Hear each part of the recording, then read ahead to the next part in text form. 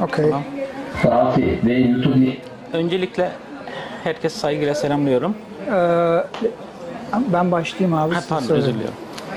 I would like to just thank you to all, to our guests, and also my colleague Kerim Balcı and the dear lawyer Fikret Duran. And I would like to just give some numbers. First of all, why we are here. It's going to be just start for in 2016 coup attempt and during the ensuing state of emergency regime, in which more than 1.5 million individuals were put under criminal investigation. 622,646 people, and including we all here also, over allied membership of an armed terrorist organization, and 301,932 of these have been arrested by the police. According to the Turkish Justice Ministry statistics, there has been a steady increase in the use of main anti-terrorism provision. So namely, art in Turkish art, this is the Turkish Penal Code by the Course Public Procedures. These statistics highlight that in total, Turkish procedures filed more than 420,000 charges under Turkish art. These numbers are increasing every day. And in Turkey, in Turkish regime, they can just, knock your door in one morning and they can just arrest other people's. So these numbers are just, just changing in every day. And these people are also here, whom we know together. So in this perspective, I would like to just go ahead about our report with International Journalists Association's report. And I would like to just welcome to Mr. Kerim Balcı. He's my journalist colleague in previous Zaman newspaper, Zaman Group. And Fikret Duran, he's from the Turkey Istanbul Bar Association. He is educated at Istanbul University Faculty of Law and started to work as a freelance lawyer, registered in Istanbul Bar Association, almost 25 years of professional law life. He has worked in the fields of commercial law, criminal law, and media law, and human rights law. So we know him very well in Turkey during after 2013. So, Mr. Fikret, why we are here actually? Why all we people whom we know, we are in the abroad, we are in Germany right now, and we know here in Turkey, you were on the TV channels all the day, and why the Turkish regime has pushed up in Turkish media? Türkiye'deki ifade özgürlüğü ve basın özgürlüğü uzun yıllardır zaten problemliydi. Fakat bunun dünya kamuoyu tarafından bilinmesi 2016'daki olağanüstü hal kararnameleriyle medya kuruluşları hakkında başlatılan toplu terör soruşturmaları ve toplu tutuklamalarla ve medya kuruluşlarının mallarına el konulmasıyla yakından tanımış oldu. Freedom of expression has been problematic in Turkey for many years, but the world public became aware of this situation on 5th July, which seized media outlets and arrested journalists. Medya kuruluşlarına terör soruşturması açılması 2013 yılındaki Gezi eylemi ve aynı yılın Aralık ayında hükümetin bazı üyeleri hakkında başlatılan yolsuzluk soruşturmalarıyla hız kazandı.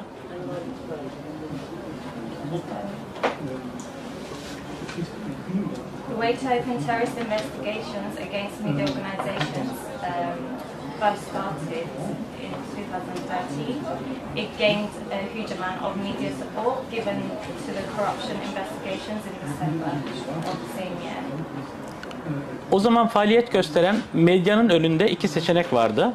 Bir tanesi iktidar ortaklarının topluma pompaladığı hikayeyi servis etmek ve yolsuzlukların üstünü kapatmak veya yolsuzluk iddialarının araştırılmasını ve bunların üzerine gidilmesini talep etmekti. The media was forced to choose between helping the cover-up or advocating for the corruption allegations by using the story provided by the government. Birinci tercihi yapanlar, yani halkın haber alma özgürlüğünü engelleyenler hükümet tarafından ödüllendirildi. Bu medya kuruluşlarının sahipleri devletten ihaleler aldı. Bunların vergi borçları silindi. İkinci tercihi yapanlarsa devletin polis gücünün ve yargı gücünün, yargı baskısının saldırılarına maruz kaldılar. Those who prevented the public rights to information were rewarded. Those who made the second choice were attacked by the state law enforcement and the judiciary. Ben bugün burada Samanyolu Yayın Grubu'nun yaşadığı süreci ve mallarına el konulmasına kadar giden süreci birebir yakından tanıklık ettiğim için anlatmak istiyorum.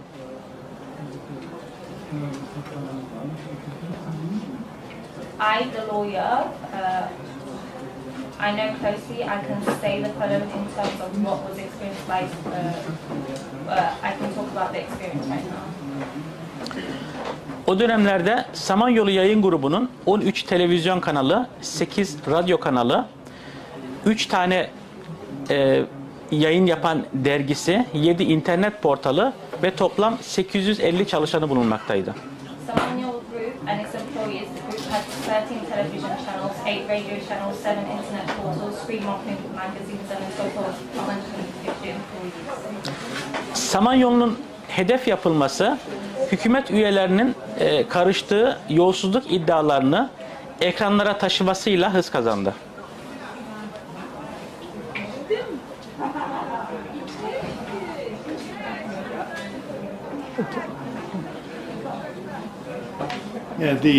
May I help? Fırat says, when the Samanyolu TV channel brought the graft allegations into its broadcast, the pressure on the TV channel increased. Erdoğan yaptığı konuşmalarda Samanyolu Yayın Grubu'nun da içinde bulunduğu yayın grubunu casusluk ve terörle suçlayarak halkı bu kanalları boykot etmeye çağırdı ve devlet kurumlarına topyekün saldırı talimatı verdi.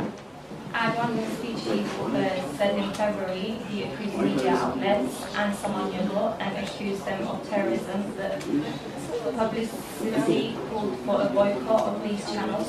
State institutions were also attacked. Erdoğan'ın talimatı üzerine ilk harekete geçen Radyo ve Televizyon Üst Kurulu oldu. Bu kurul radyo ve televizyon yayıncılığı ile alakalı frekans tahsisinden içerik denetimine dair tüm yetkilere sahip, olağanüstü yetkilere sahip bir üst kurul. The Radio and Television Supreme Council was the first act upon Erdogan's instructions. The majority of this board consists of 88 RKP members. The board has very broad powers such as frequency allocations, licenses and content monitoring for the regulations of radio and television broadcasting. Rütük cezaları 2013, 2014 ve televizyonların kapatıldığı 2015'e kadar aralıksız sürdü. Sadece 2013 yılında toplam değeri 4 milyon lirayı bulan para cezası uygulandı. Sadece bir ay içinde, seçimlerden önceki bir ay içinde bir tek kanal için 30 gün içinde 63 kez para cezası uygulandı ve 77 kez yayın durdurma cezası verildi. Fines and broadcasting suspensions, which started in 2013, continued uninterruptedly in 2014 and 2015. The sum of these fines imposed in 2013 alone amounted to 4 million TL. For example, especially before the elections, only one TV channel was fined 63 times in a month and suspended 77 times. Is there any example of this, the numbers in the world? Başka bir örneği bulunmamakta. Zaten verilen cezalar da sadece habercilik yapmaktan kaynaklı. Örneğin Soma'da meydana gelen kazayla ilgili mağdurlara uzatılan mikrofon neticesinde mağdurların sözleri nedeniyle ceza verildi. Veya başka bir toplumsal harekette canlı yayın yapılması nedeniyle ceza uygulandı. Hukuki karşılığı olmayan ve aslında suç oluşturmayan, cezalandırma gerektirmeyen yayıncılık faaliyetleri nedeniyle ceza verildi. Yeah, Fırat tells that the fines that were given to the TV channel were all because of journalistic activities. These were not about political position of the TV channel at all. In one example, for example, in the city of Soma, this is a mining city, there was a huge mine crash, and one of the victims were actually broadcasted while complaining, and this was made one of the reasons of the fine by the higher board of radio and TV. In another example, once again, it was a public interview that was broadcasting. These were all journalistic activities that ended with fines. And he says that there is nothing similar of this that happened around the world. Bu cezaların amacının baskı ve televizyon kanallarını ağır ekonomik yük altına alarak yayınların engellenmesi olduğu çok açıktı. It was obvious that these fines were aimed only at preventing the broadcasting activities or journalistic activities of the TV channel. Aynı dönemde vergi dairesi, Sosyal Sigortalar Kurumu, belediyeler de gün aşırı denetimler yaparak yüksek miktarda ceza uyguladılar. Örneğin sadece vergi dairesi bir yıl içinde 5 kez, her biri 2 ve 3 ay süren denetimler yaptı. Çok sayıda devlet görevlisi, vergi dairesinin memurları televizyon binalarında aylarca adeta kamp kurdular. In the same period, tax offices, social securities both together, to come for inspection every other day. The tax office conducted 5 audits at different times in a year. The tax office and SGK almost set up camp in the buildings and wrote incredibly high fines.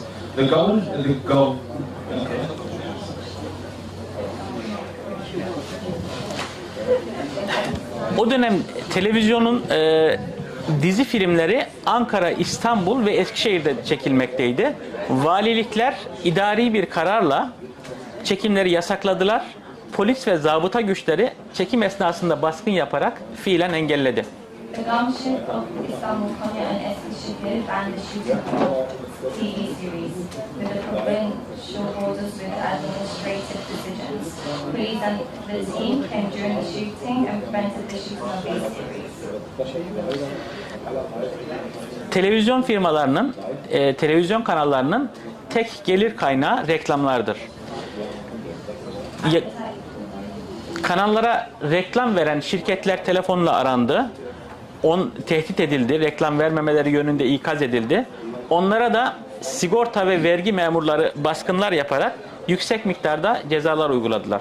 Advertising companies were threatened this was not enough. The tax office imposed high fines on advertisers. Ultimately, no company could advertise on the channel. Sonra aniden daha sert bir hamle geldi. 14 Aralık 2014 tarihinde televizyon binasına çok sayıda polis baskın yaptı. Kanalların tepe yöneticisi Hidayet Karaca ve onunla birlikte 13 tane basın emekçisi gözaltına alındı. On 14 December 2014, dozens of police raided the television building and Hidayet Karaca, the top manager, and 13 press workers were detained. Gözaltına alınan basın emekçileri senaristler ve senaryolardaki hikaye yazarlarıydı ve suçlama 5 yıl önce yayınlanan bir dizi filmde geçen birkaç cümleydi. Savcı sorgu esnasında o dizi filmden pasajlar seyrettirip ona yönelik yorum yapmasını talep ediyordu. Ve suçlama bir AKP klasiğiydi. Terör örgütü yöneticiliği ve üyeliği. In this operation, most screenwriters and story writers were detained.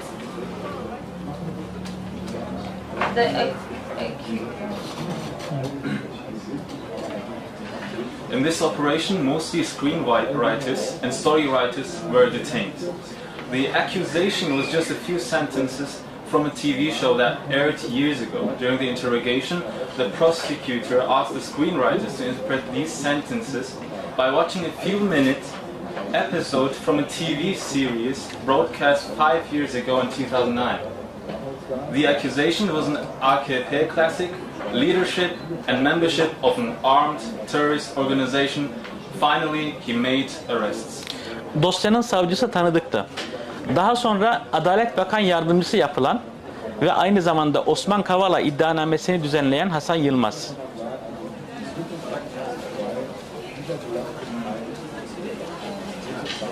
The prosecutor was a person became later on the deputy justice minister, and he was also famous for preparing the Osman Kavala, now infamous indictment, Osman Kavala indictment, Hasan Yılmaz. Hasan Yılmaz. Ve o soruşturmada tutuklamalar gerçekleşti. Yargılamalar sözdeydi.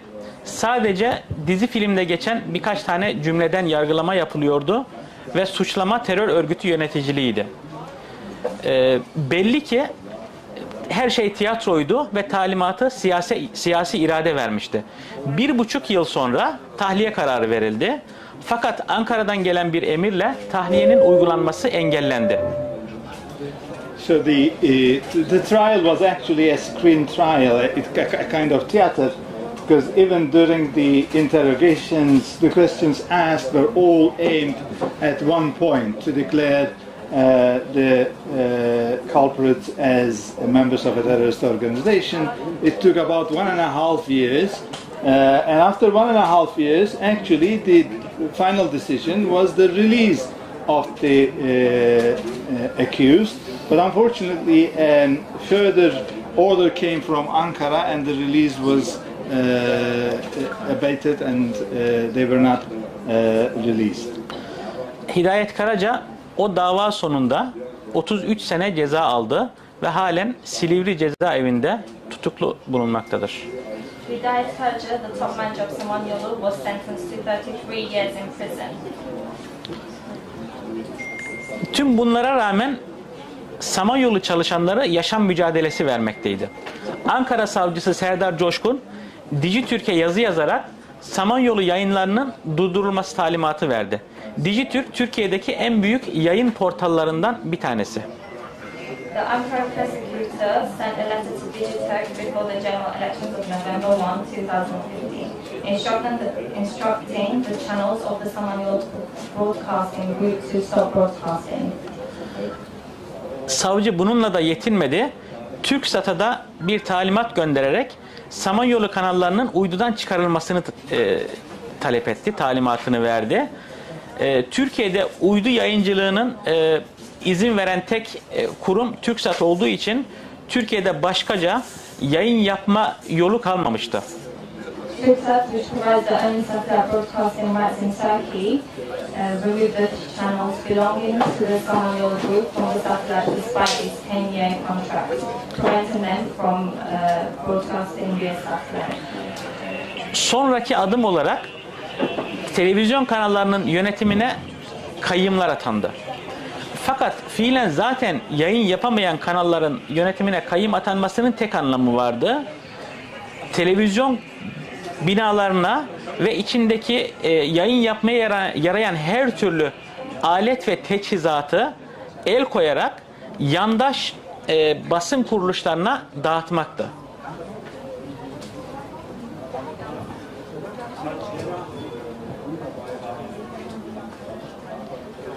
All of this has rendered television channels virtually inoperable. They only had one aim by doing this. They wanted to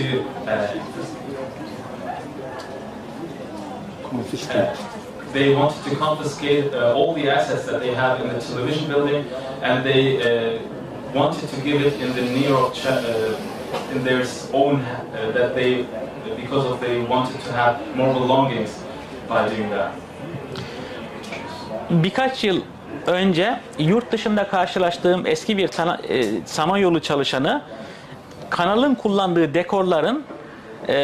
dekorları Akit TV'de gördüğünü birebir bana anlatmıştı. Yeah, a few years ago, lawyer Front met a former Samanyolu TV employee who knew about the course that were used during the broadcast, and he told that he saw the same. Kararı verildi ve artık Türkiye'de avukatlık yapmanın mümkün olmadığını gördüğüm için yurt dışına çıkma kararı aldım. Since I was the lawyer of Broadcasting Group and its CEO, an arrest warrant was issued for me after the so-called coup attempt in July. As I saw that I did not have the right to freedom and security of life in such a ridiculous legal system, I decided to go abroad. 15 Temmuz'dan sonra şimdi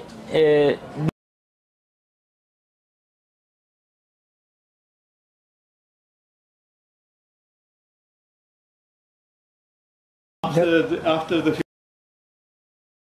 15th of July, it was not only me, but also I see some of the former members of the Samanyolu group. Arrest warrants were released about them. Türkiye'de bulunanlar kendilerini tutuklanmaktan kurtaramadılar. Those who were left behind in Turkey couldn't escape an immediate arrest. Yurt dışına çıkabilenler tutuklanmaktan kurtuldu. Those who were able to flee the country were able to escape the arrest. Fakat Erdoğan'ın kolları uzundu. Bu uzun kol bu eski medya çalışanlarını yaşadıkları ülkelerde de buldu. But Erdogan's arms are long, and this long arm of Erdogan regime also found and haunted the former members of Turkish media in their new countries. Erdoğan bu kişiler hakkında Interpol'ü kullanarak yakalama kararı çıkartmaya çalıştı. Erdogan used first of all the International Police Association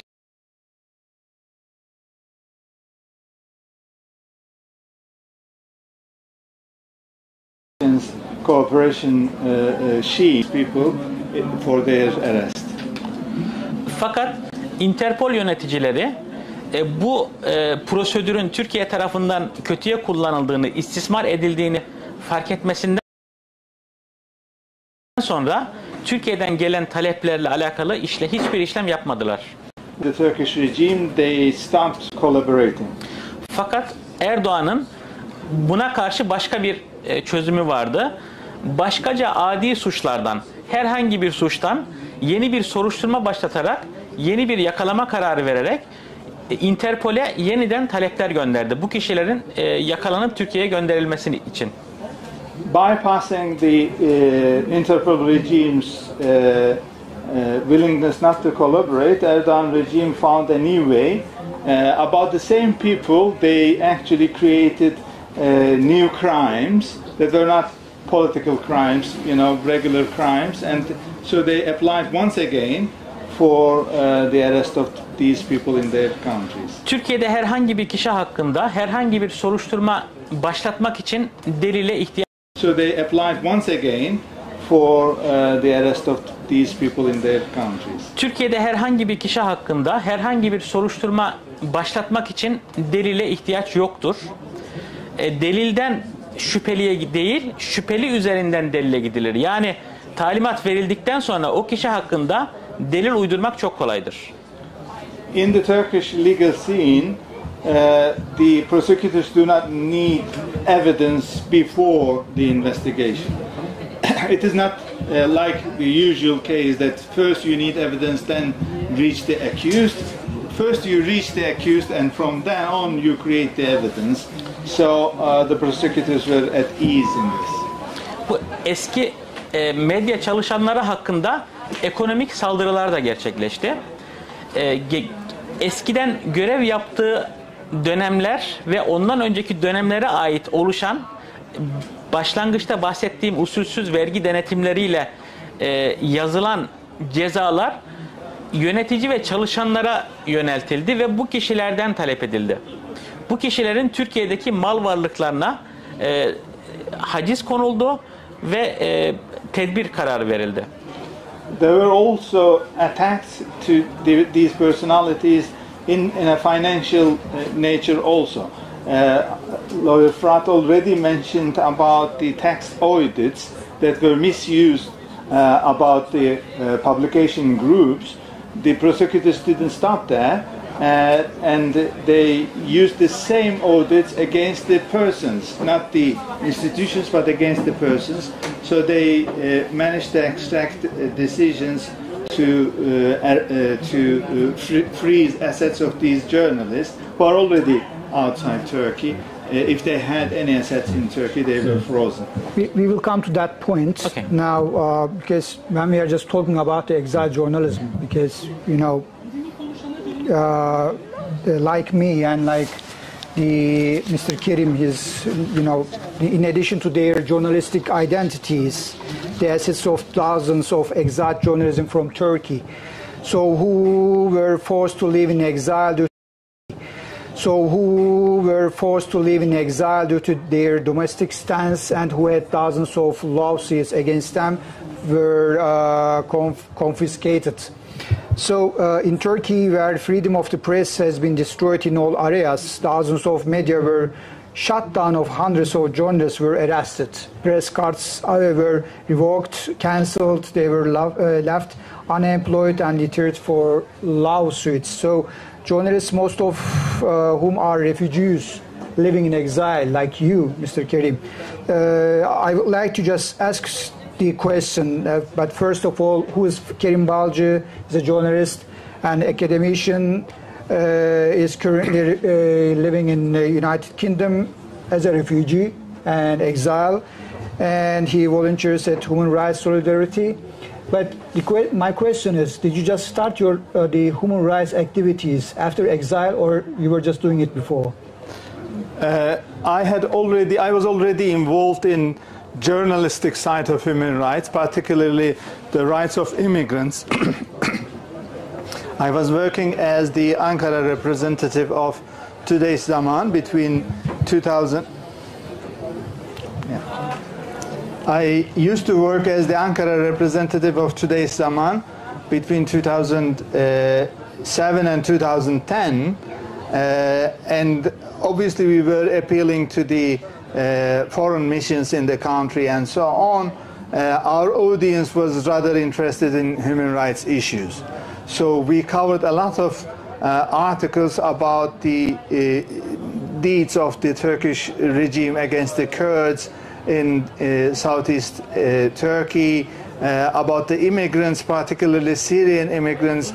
Now it became a huge issue, but it was already, if you had the eye of a human rights advocate, you already were able to see that the Syrian immigrants were not given immigration status. They were not given refugee status in Turkey. I remember they were called visitors in Turkey. So I managed to cover a lot of articles about these issues, but at that stage I was looking at human rights issue as a journalistic activity. My duty was to report, not to fight. But as I moved to United Kingdom, and I was left with no option to continue my journalism, as lawyer Fırat was not left with the option to continue to work as a lawyer. I decided to move into the activist side of human rights activism. I worked with organizations like International Observatory for Human Rights, local amnesty chambers and so on. But later on we decided to establish our own small human rights solidarity group, which deals not only with Turkey issues but also with human rights issues in countries like Russia, China, Brazil, Iran, and I hope we won't need to continue on United Kingdom because the scene is also problematic there. But one of the main the Turkish journalists, you are as a journalist, you were just involved for the Turkish exiled journalists in United Kingdom, also in Europe. So my question, when we were just talking about till 2016, something has happened in Turkey. What happened exactly? Till 2016 coup attempt, and something has changed in your life, and that's why you just left your country as an exiled. What happened exactly over there? Well, many people look at the change of journalistic scene in Turkey as if the history of persecution of opposition media started after the coup attempt of 2016. I thank my lawyer friend here, Fikret, explained very well that our problems with the government had already started in 2011. Even in 2010, in the incident of the Blue Marmara aid ship. The government in Turkey does not like any kind of criticism. There is absolute media freedom when you criticize the opposition, when you criticize any other person other than the president. But when it comes to the personality of the president, which has turned into a kind of personality cult, or the governing coalition, or some of the symbolic figures or institutions, then freedom of expression is suppressed. Many people, I am sure, have heard about a criticism, a tough criticism of a singer only a few weeks ago about the Imam Khatib schools in Turkey. These are schools run by the government, and the singer criticized the morality of these schools, and I do accept that the criticism was very harsh, and in fact she turned and apologized for her words, but she is now behind the bars, and she was put into the same jail where women journalists were put 6 years ago. So the situation is getting worse and worse. Nothing is easing. Many people, particularly when it comes to claiming asylum, our host countries think that, well, you know, everything started in 2016, and already it is 6 years. Things might have, you know, started to improve. No, nothing started in 2016. Coup attempt was only one incident that helped the government to do what it was doing already in mass scale. So already Hidayet Karaca was jailed to 33 years before the coup. Many people, including myself, was in the blacklists of the government to be arrested. I evaded an arrest because I was always abroad. I left Turkey about a year before the coup attempt because it was already impossible for me to do my job, with the fear that, you know, any other day they can come to my house also. And in fact, in the end, I suffered personally the same things that lawyer Fikret mentioned. You know, my wife used to run a small fashion business in Turkey. It was closed down, confiscated. They put a lot of tax fines on the business, which we needed to pay even when we were abroad, because our daughter, who owned the business, was back in Turkey. So we needed to help to help her not to be arrested. So we paid fines for the business that was closed down by the government. And even after we left Turkey, the persecution continued on. I personally did have, you know, street harassment by supporters of the justice and going to mosques where the Turkish community attended, because the government managed to start a witch hunt, and it was a real mass-scale witch hunt. People started to believe that we were, you know, infidels. We were trying to convert people to Christianity. We were trying to, you know, change Islam altogether. That we were a cult. That we were, you know, drinking hashish and so on, smoking hashish. All kinds of lies were told about us, and people started to believe because there was no alternative broadcasting mechanism. There was no alternative media back in Turkey, and unfortunately the Turks living abroad are also fed by means of information through that mainstream Turkish media. Well, I'm using the term mainstream, but it's not mainstream. It's actually a marginal pro-government media in Turkey. I want to speak about a particular aspect of the long arm that Fikret already mentioned. The long arm of Erdogan is not Erdogan's arm. It's actually the arm of the legitimate international institutions that are misused by the Turkish government. In the case of the Interpol collaborating with the Turkish government, I'm going to give an example to exactly what Fırat told us.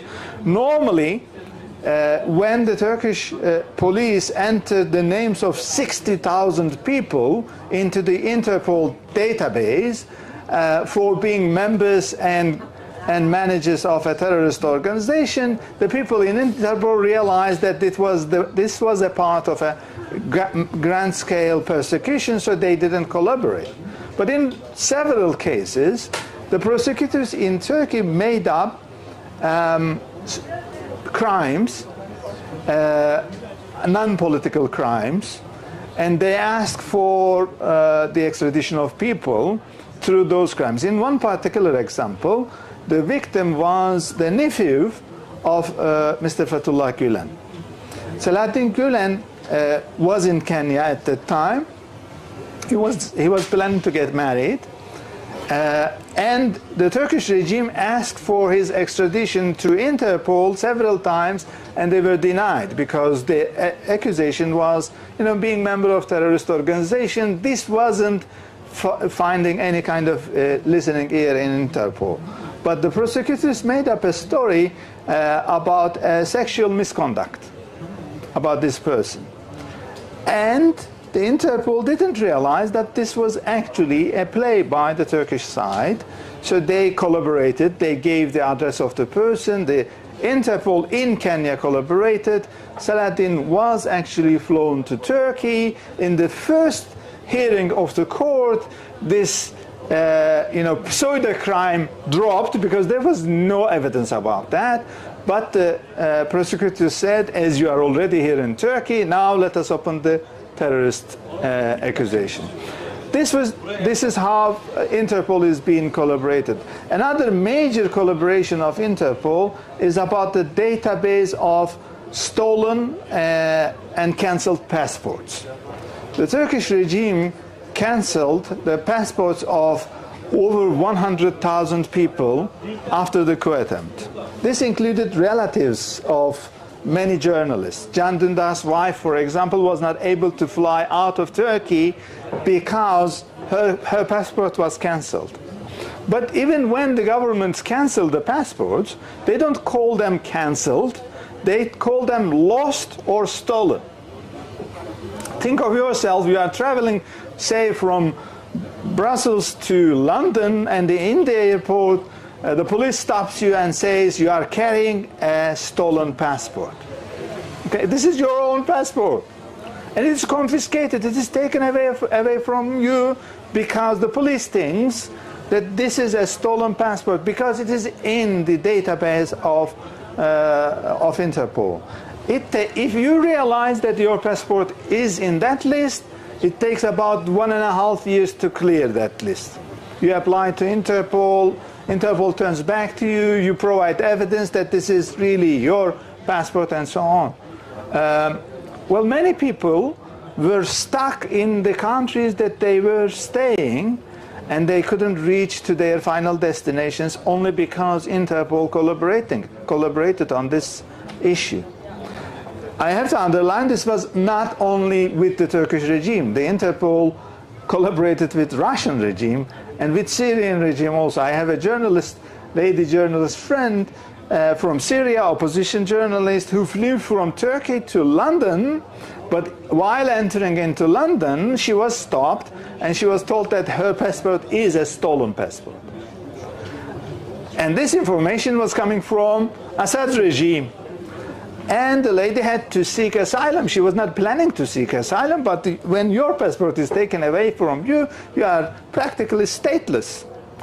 Well, there are United Nations rules that you have to do everything in order to prevent statelessness. This binds also Interpol, but unfortunately they didn't care about that. I'm going to speak about the collaboration of financial information gathering agencies. Yeah, that we were just talking about the long arms. This is So, this is the latest long arms So of what the the Erdogan regime. International Journalists Association just prepared a report. So this is the important part, and this is why we are here. So you can just explain what is this long arms of the Erdogan regime right now. First of all, I am involved in this project because of Michael Polak, a British barrister who prepared the report. But unfortunately, since he is in Australia, the timeline is not good to join this meeting. So I am going to tell about what kind of a report they prepared on this issue. The issue is this. About a year ago, the Turkish government took an administrative decision. This is not a legal decision. This was assigned by the Minister of Interior in Turkey, an administrative decision to freeze assets of about 750 people.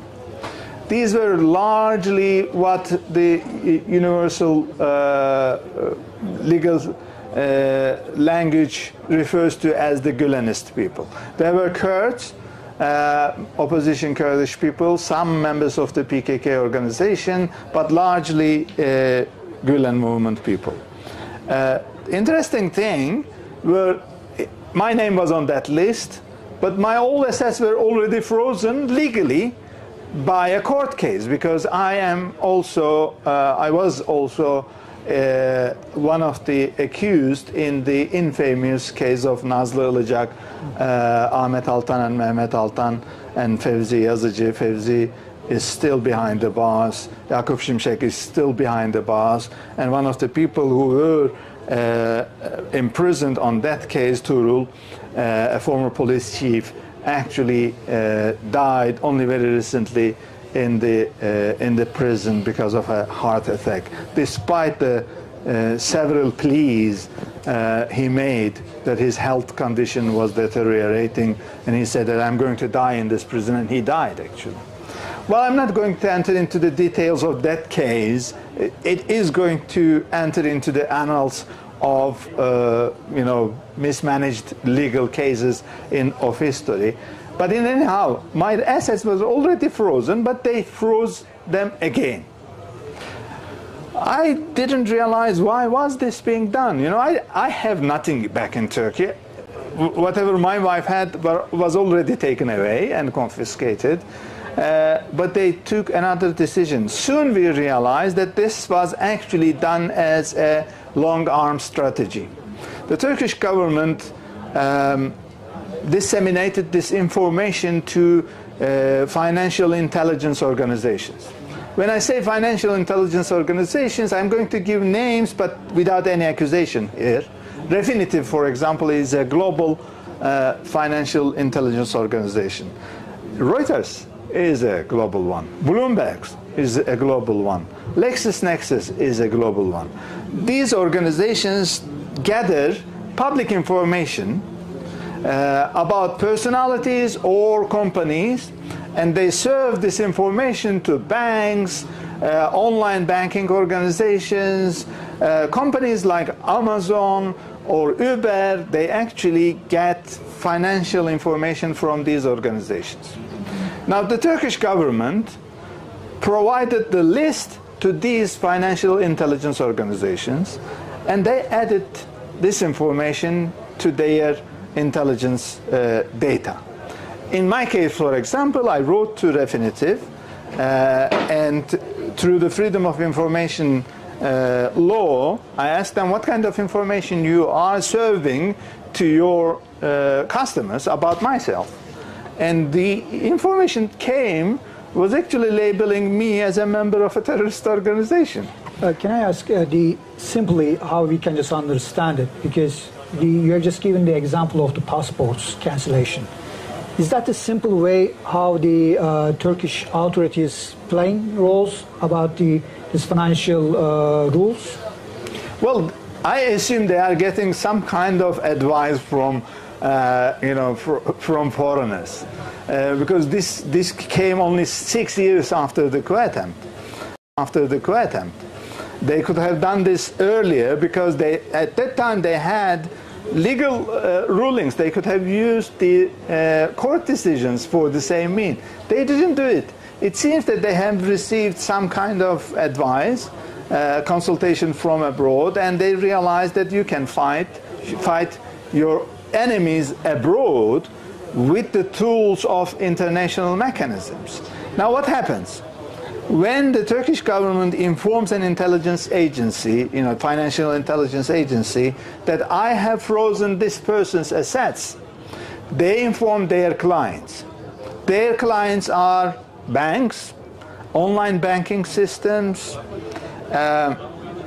international money transfer mechanisms like MoneyGram and so on, Amazon, where people do make business, Uber, where people work, and so on. I'm giving the examples of Amazon, Uber, very important because many of the people who had to find a new career when they left Turkey, they started to become Uber drivers. Because within 1 year you can become an Uber driver in the United States. In many European countries it takes 2 years, but if you have a driving license, an international one, you can do that. Many of them are our journalists. Many former journalists are actually working as Uber drivers. But Uber receives information that one of their drivers has his assets frozen in Turkey because of a membership of a terrorist organization. Think of yourself as the Uber boss. What will you do?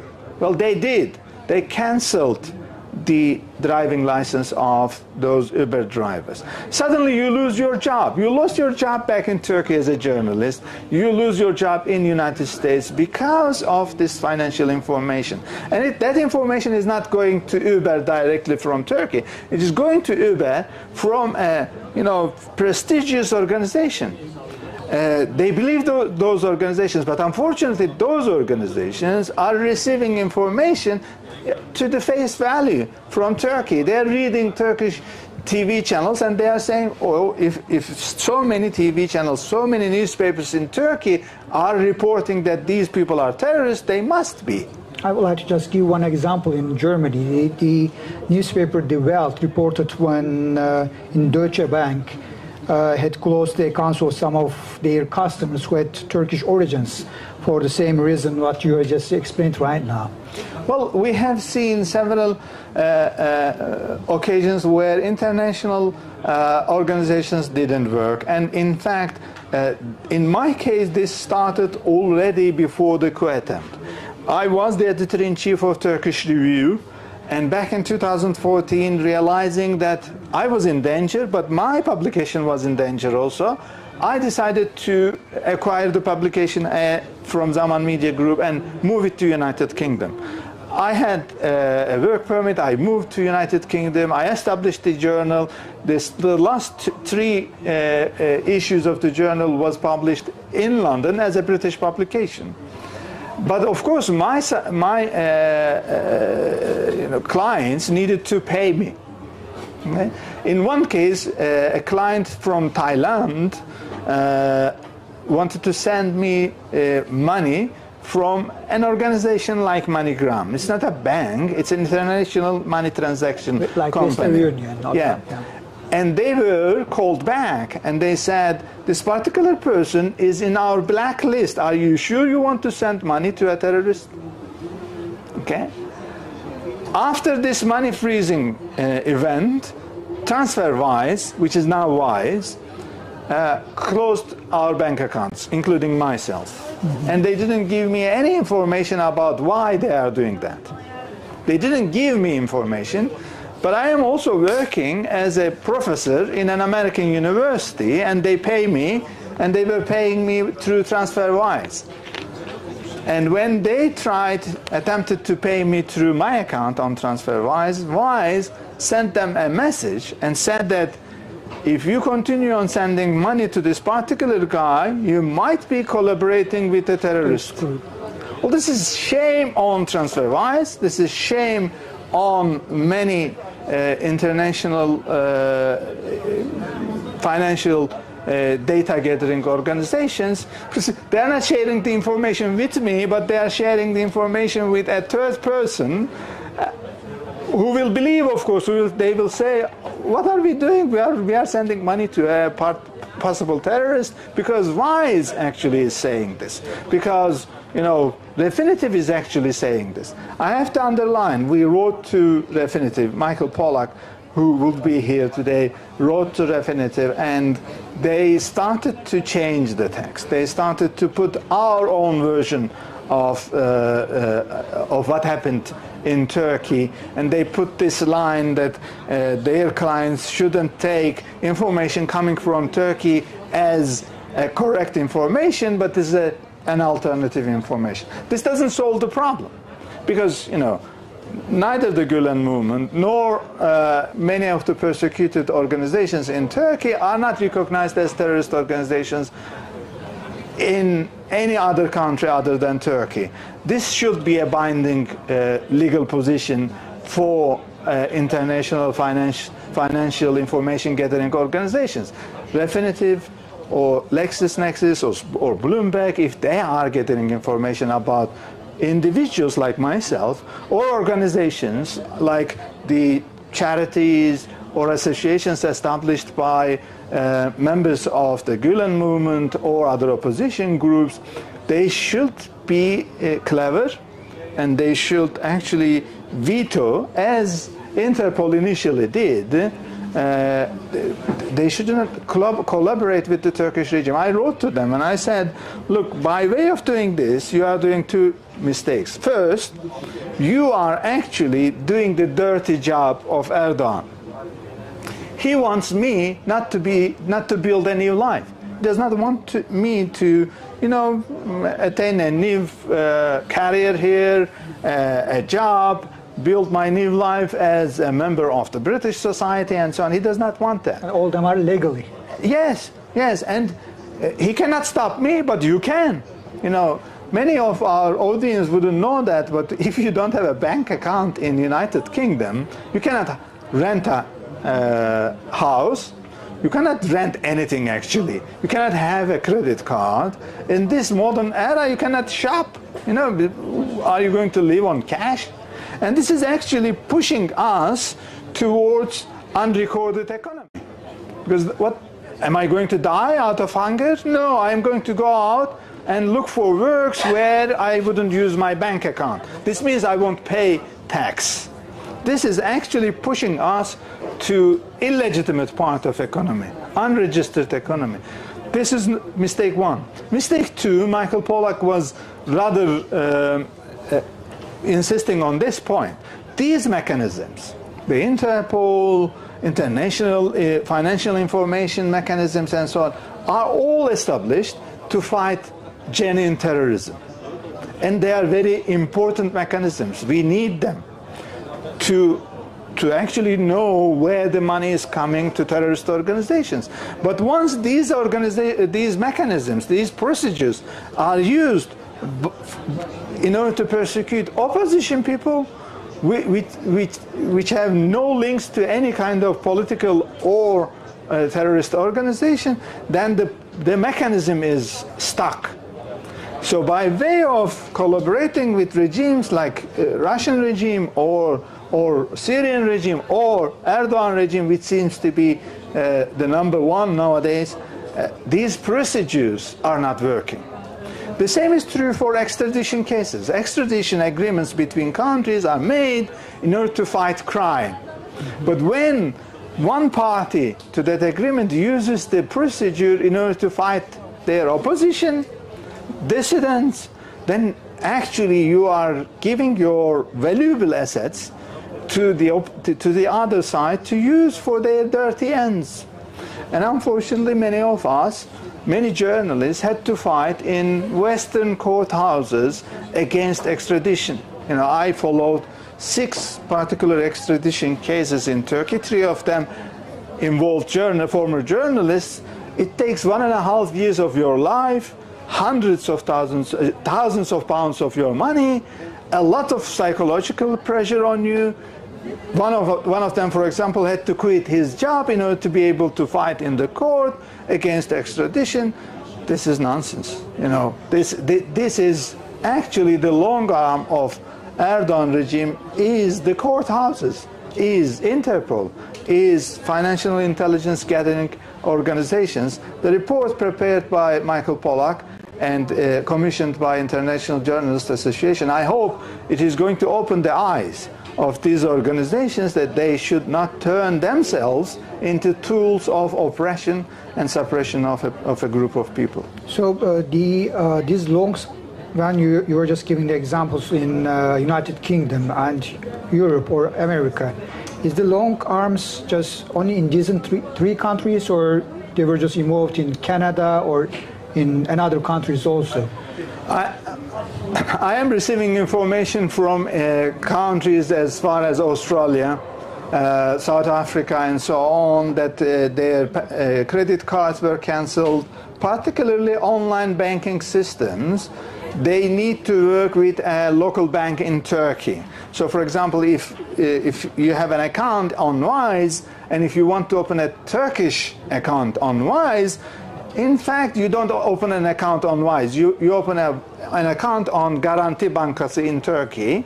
Wise has an agreement with Garanti Bankası. Of course, being a state-controlled bank in Turkey, Garanti Bankası has to abide with the decisions of Turkish administration. So they say to Wise, we cannot continue on working with you if you are opening bank accounts to alleged terrorists. I do understand why they stopped our bank accounts. And I also am thankful that some of them are reopened after 1.5 years of fighting. Yes, but many people suffered. My account is still frozen, for example. And as I said, you know, you can close a bank account, but you cannot share that information with a third party, which is going to leave a stigma on me. You know, I am teaching at a university. I'm a university professor, and suddenly the university has this question mark about me. You know, they say, if such a prestigious organization is sharing this information with me, what's going on? Yeah. So there were the participants from the bank owners. Sorry, the payment platforms became aware of the listing under the decrees through the Word Check Refinitiv and LexisNexis databases. Some participants stated that the Turkish embassy in their country visited the banks and informed them about the decrees. These are the long arms. They are just working through the embassies, through the imams especially in Europe. So how you are just fighting about this these statements? First of all, particularly on this financial issue, the report that was commissioned by International Journalists Association is going to do a fantastic job, I believe. Because whenever we apply to an organization to change or erase information in their database, we send them the report also, and our barristers actually write a particular letter to that organization. Michael Polak had already written to over 100 financial authority. Every country has its own financial conduct authority. So those financial conduct authorities are like hubs of information. So you have to tell your own story to them also. So all major countries' financial conduct authorities are already informed, thanks to the International Journalists Association's report. I suggest that that report should be shared with local banks also.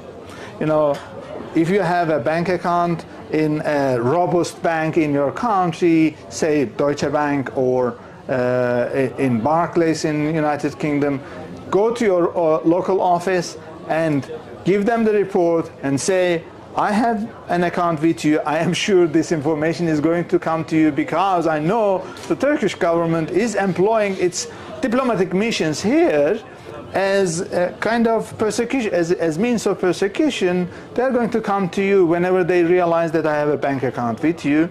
Before freezing my bank account, first speak to me. You know, don't become the persecutor. Don't collaborate the persecution. thankfully, in United Kingdom, we have never had a bank, a real bank freeze assets. In United States and here in Germany, we did. And I am sure the Turkish regime is going to continue on with this strategy. They are going to provide more information because these organizations gather information. They have to be fresh information every year. So they gather information every year. Probably they will refreeze our assets and so on again and again in order to assure that we cannot have jobs, we cannot work with organizations like Amazon or Etsy and so on, where your financial conduct is scrutinized. Many people lost their businesses on Amazon because of these informations. I suggest this report should be used, but don't take this as a unnecessary warning. This is a real danger. Anybody who has their names on frozen asset lists has to take this serious and speak to their own local banks and find alternative banking mechanisms. Because if you have only one bank account and suddenly it is frozen, you won't be able to pay your rent, get your salary, and so on, and eventually you will become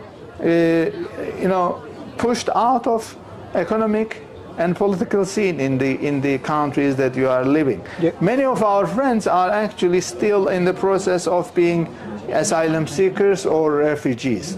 This means that they are getting state funding, but the states make the payments to their bank accounts. Think of it, if the bank account is frozen, you will be left to die out of hunger. So take this serious and collaborate with organizations. International Journalists Association is also speaking to major journalistic associations all around the world to inform them about this issue and asking them to speak to their financial conduct authorities that any report coming from Turkey shouldn't be taken serious. And they should prevent this valuable mechanism to be used against dissidents of the Turkish regime. Other than that, there is nothing, there is no other thing that you can do, because this is a state. And Turkey is a valuable ally of Western economies, Western governments, given the situation in Ukraine, given the new economic recession. We cannot expect Western governments to choose us against Turkish government or Turkish state.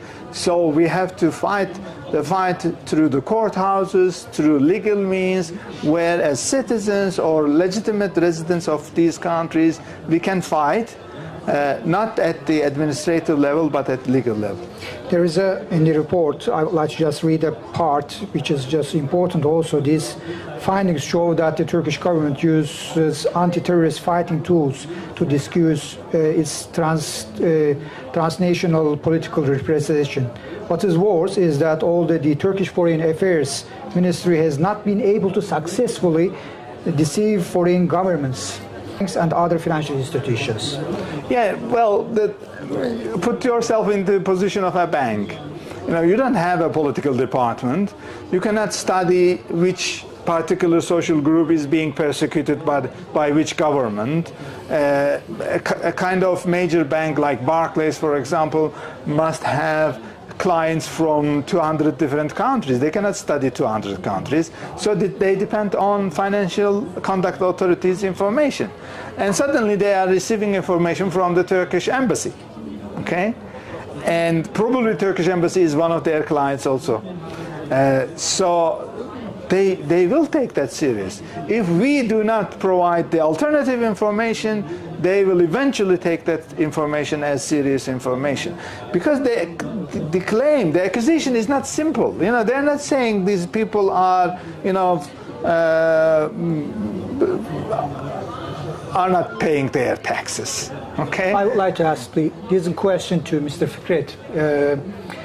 The Gülen movements, they are not just recognized as a terrorist, except Turkey. How we are just fighting as a lawyer about this, the claims about the Turkish government, about the I mean, there are many Turkish journalists which were just mentioning it in abroad, in exiled. So how you are just fighting now as a lawyer against the Turkish government? Ekonomik konularda mı? Yani Yok, terör örgütü üyeliği iddiasıyla alakalı nasıl mücadele edebilirsiniz? Yani Türk hükümetine karşı. Çünkü sadece terörist olarak sadece Türkiye tanıyor Gülen hareketini. Onun dışında kimse tanımıyor. Ben bu sorunuza cevap vermeden önce biraz önce bahsedilen bu listede yayınlanan kişilerin mal varlıklarına el koymayla alakalı neler yapılabilir buna temas etmek istiyorum. Hesapları bloke edilen veya dondurulan kişiler bankaya başvurarak, yazılı başvurarak beyefendinin bahsetmiş olduğu raporu sunarak ve Türkiye'deki dava dosyasına ait örnekleri sunarak aslında bankanın yanıltıldığını ortaya koymaları gerekiyor.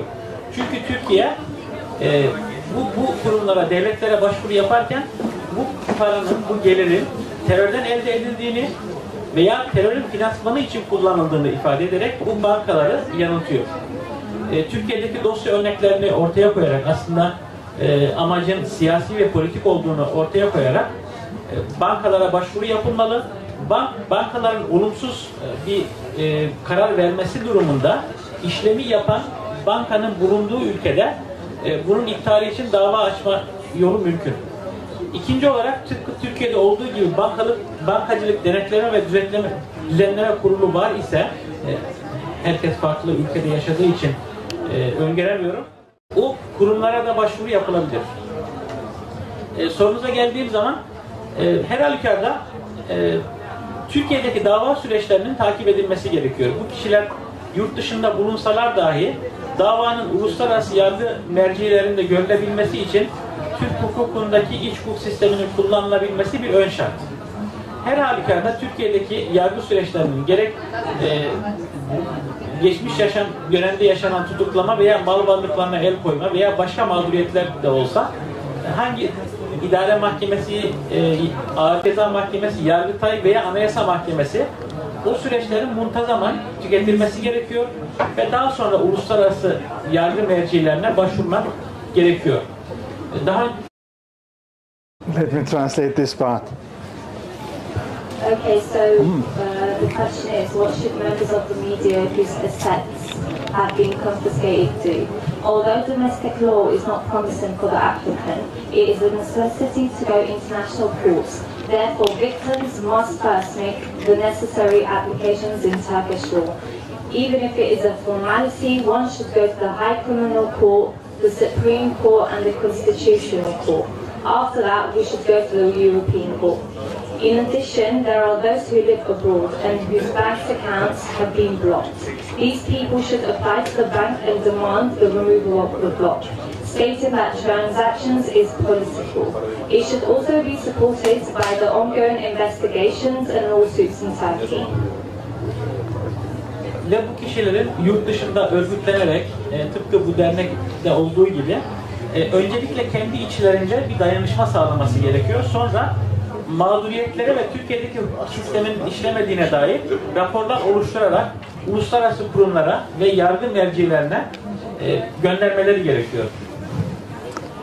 As a second strategy, Lawyer Fırat suggests that just like members of the Turkish media established International Journalists Association, other victims should organize similar organizations to raise awareness about the persecution against them, and they should prepare similar reports as the one we are speaking and share these reports to both the financial conduct authorities or the banks or whichever mechanism is being used by the Turkish regime, so as to show them that their mechanisms are being misused by the Turkish regime. Ve son olarak şunu eklemek isterim.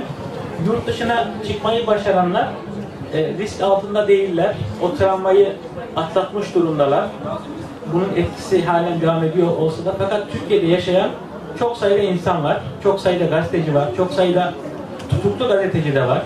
Bunların aileleri var, çocukları var. Yurt dışına çıkan insanların Türkiye'deki bu gazetecileri bu kişileri unutmaması gerekiyor. Onlar için yurt dışında bir şeyler yapmaları gerekiyor. One last point is the fact that those who managed to flee Turkey, they evaded an arrest, but still they may have the trauma, but they have to realize that there are still our colleagues back in Turkey, there are colleagues back in Turkish prisons, their families are back in Turkey, and there is a duty on us to do something for them. So we shouldn't think only about ourselves, but also about the people who are stuck back in Turkey, some of them behind the prison cells, some of them are still trying to evade an arrest. Geçmiş dönemde avukatlığını yaptığım eski müvekkillerimin beklentilerinin bu yönde olduğunu söyleyebilirim. I have some clients back in Turkey. In the past, I represented them in courts, and I still am in contact with them. I know that they are expecting such kind of activities from us. Well, there is a, the results about the property rights in Turkey. I just got a report in European Commission of Human Rights.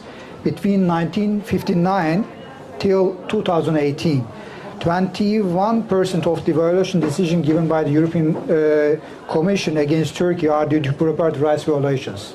It's a really interesting number. Only for in this, for example, also again 31% of the decisions of violation of the rights given by the Constitutional Court results from violations of property rights. So, in this purpose, I would like to ask Mr. Kerim, how we are just fighting in European Union platforms or United Nations platforms.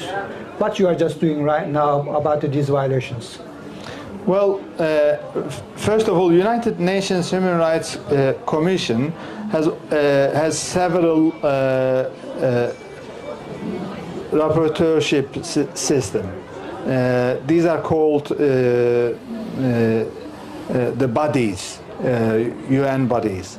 And I have to say these are I have found UN bodies the most collaborative when it comes to human rights issues. On several cases of extradition, for example, United Nations acted faster than European Court of Human Rights. Although the decisions of United Nations human rights bodies are not binding decisions, European Court of Human Rights has started to refer to those decisions because many of these bodies in the United Nations, although they are not courthouses, they are populated by former judges and so on, so the decisions taken there are legally persuasive decisions. They are not binding decisions, but persuasive decisions. So they are very valuable. I have to thank to people who are working with United Nations. I myself prepared reports for Universal Periodical Review of Turkey, and soon the interim review is going to come, and I'm planning to prepare other reports on media, on minority religions, on property rights, and so on. With lawyer friends, we prepared a report about the size of the frozen assets or confiscated assets back in Turkey, which amounts to billions. Over 30 billion US dollars worth assets were confiscated and distributed to pro-government businessmen, including, for example, our own headquarters, Osman Media Group, is now used as a local courthouse. Well, if there was justice in Turkey, I would say that deserves to be there, but unfortunately courthouses are not distributing justice in Turkey. When it comes to the property rights, the European Court of Human Rights, unfortunately, is also a political body. It is a court, but it has political, duties against the European Council. In the past, we had to protest in front of European Court of Human Rights in Strasbourg, claiming that the court is actually delaying justice. Well, that is the last battalion of justice for Turkish dissidents. In order to come to the European Court of Human Rights, you have to fight for your rights, as Fırat mentioned, in your local court, and then the Court of Cassation, and the Court of Appeals, and then the Supreme Court. On occasion, Turkey also created fake mechanisms that are not doing anything but just delaying justice. It takes about 5 years to be able to consummate domestic mechanisms, domestic remedies. And then you are able to come to the European Court of Human Rights. If European Court of Human Rights is also waiting for another 5 years to give a decision about you, you stay 10 years behind the bars. Or your assets are frozen for 10 years. After 10 years, they will mean probably nothing to you. So late justice is not justice at all. Unfortunately, European Court of Human Rights has been rather sluggish on these issues. I hope they are going to understand the seriousness of the issue, that this irreparable harm is already being done if the European Court of Human Rights does not act. I have to also underline that even when the European Court of Human Rights gives a decision, the Turkish government knows how to bypass it. Osman Kavala case is one particular case. The Turkish government says that, well, we actually abode by the decision of European Court of Human Rights. We released him, but re-arrested him while already in the prison because of another crime. This means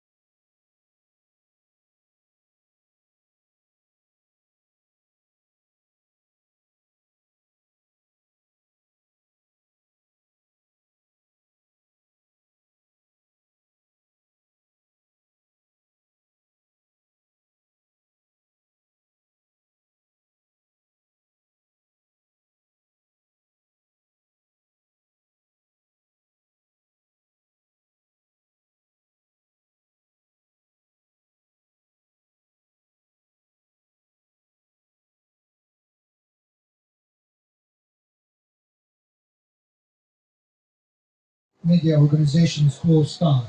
So it's worth of $1 billion is in the Erdogan's regime now, in the hand of the Erdogan regimes. So I would like to just thank to you, Mr. Kerim, Mr. Fikret. So if audiences would like to just ask some questions, because we have just got a time till 1:30. Any question? Yep, please.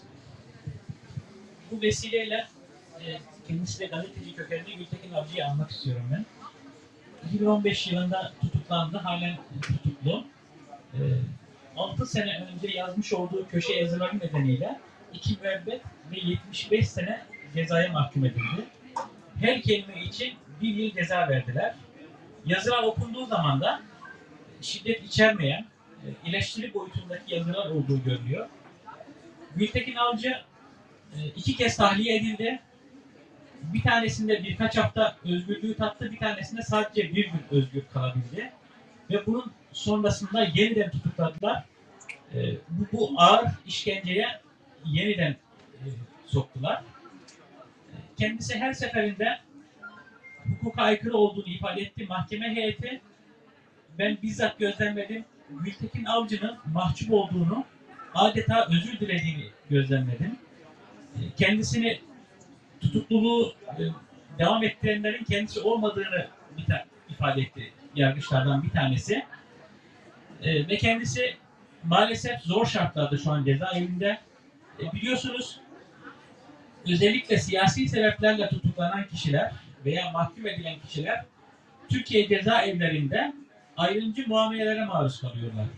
Adi suçluların sahip olduğu haklara sahip değiller. Onların görüş hakları normal adi suçlarda 1 haftaysa kapalı görüş, bunlarda 2 hafta, açık görüş 1 aysa bunlarda 2 ay olarak uygulanıyor. Güneşi görmesine dahi izin vermiyorlar. Her cezaevi koğuşunda bu büyüklükte bir avlu var. Siyasi tutukluların bulunmuş olduğu avluların üzerini dahi kapatmışlar ve güneşi görmesini engelliyorlar. Cezaevleri tıklım tıklım dolu. 15 kişilik bir cezaevinde 45 kişi 55 kişi arasında insan tutuluyor. Geceleri insanlar tuvalete gittikleri zaman insanların üstünden atlayarak tuvalete ulaşabiliyorlar. 2 defa, 3 defa nöbetleşe yatıyorlar. Herkese bir yatak düşmediği için. Yiyecek yeterince verilmiyor. Türkiye cezaevleri hakikaten çok ağır, çok zor.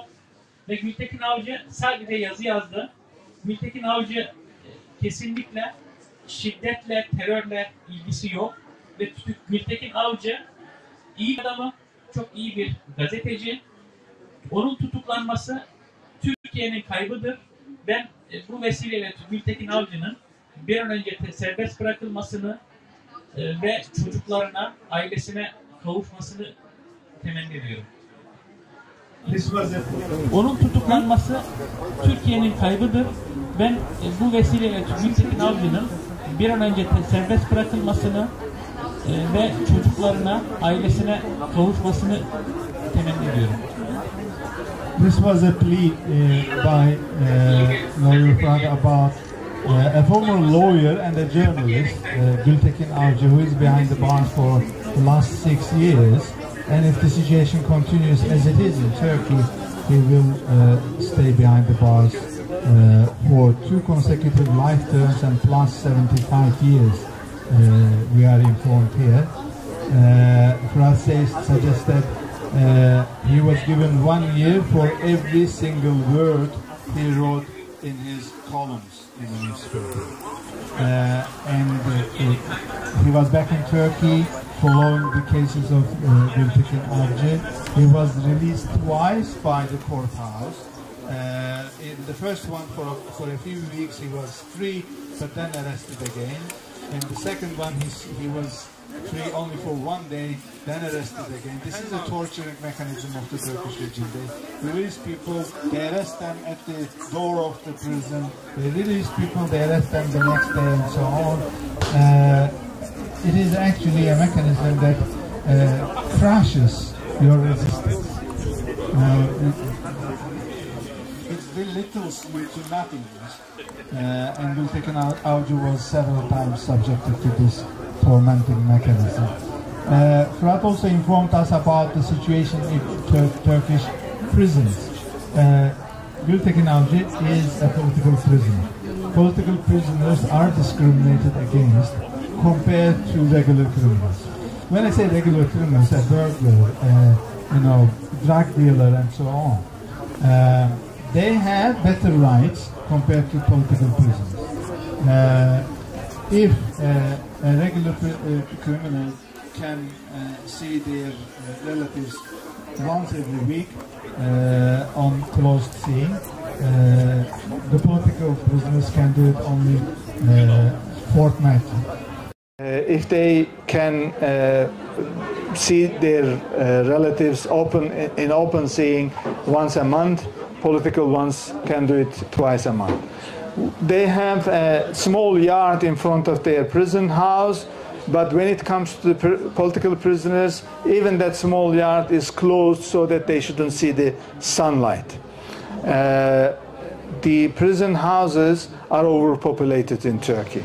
They are largely prepared for 16 people, but 45 to 35, 45 to 55 people are staying there. This means that they are sleeping in the bed. When in the middle of the night they need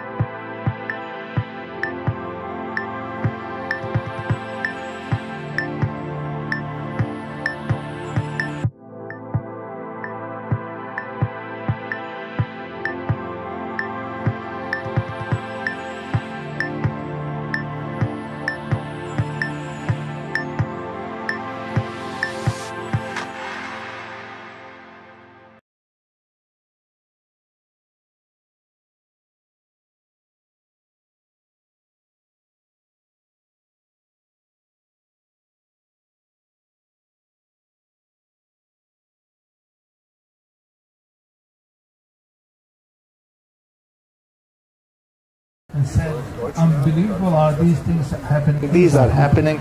In fact, worse are happening. But what is worse is the fact that many people who listen to us do nothing. They just listen and they say pity. Okay? It's not only pity, it's a duty. It's a duty on us, on you, on whoever is listening, and whoever is going to be listening to this plea, not only for Gültekin Avcı, but for more than 100 journalists who are still behind the bars. They are denied to be journalists, yes. The Turkish government first cancels your press card and then imprisons you, and they say there are no journalists behind it. But the world has to do something. Otherwise, this problem is going to be a global problem.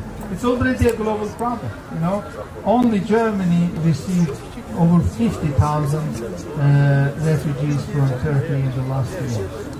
Why? This is a burden on the German society, on the German economy, and this is a gift from Erdogan. If you don't want further people coming to the borders of the European Union, you have to stop them. Şunu buraya alacağım, onu tekrardan koyacağım. Onu da ayrı bir savunma bakalım. Hadi 4 kapımız oldu. And thanks also for patiently listening to him. Thank you very much. And thanks for thank you. Thank you.